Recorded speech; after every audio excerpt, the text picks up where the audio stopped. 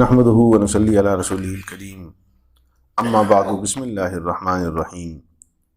عن ابي امامة رضي الله تعالى عنه ان رسول الله صلى الله عليه وسلم قال من شفع شفاعة لأحد فأهدى له هدية عليها فقبلها فقد أتى بابا عظيما من أبواب الكبائر رواہ ابو داود۔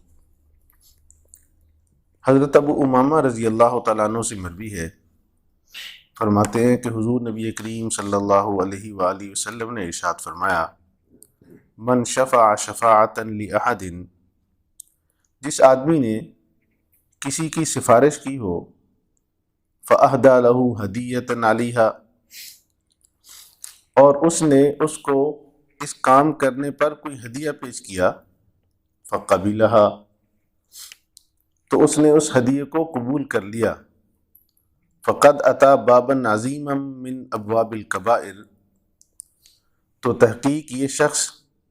کبیرہ گناہوں کے دروازوں میں سے ایک بڑے دروازے پر پہنچ گیا۔ اللہ جل جلالہ ہم سب کو اپنی حفاظت میں رکھے۔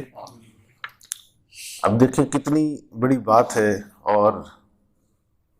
معاشرے پر نظر دوڑائیں تو یہ تو پردے میں رشوت ہے،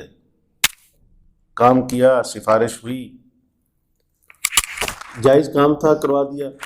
اب وہ ہدیے کے نام پر کچھ نہ کچھ دینے آ رہا ہے،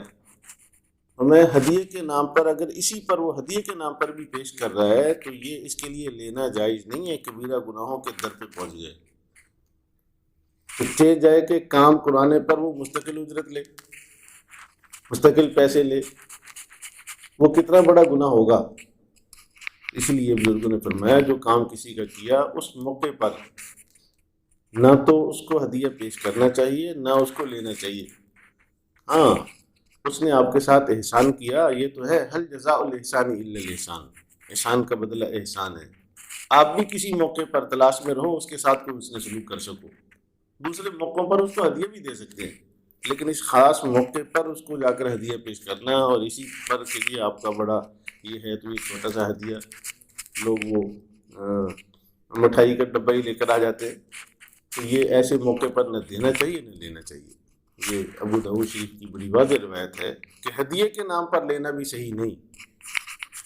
اللہ تعالیٰ ہم سب کو اپنی بات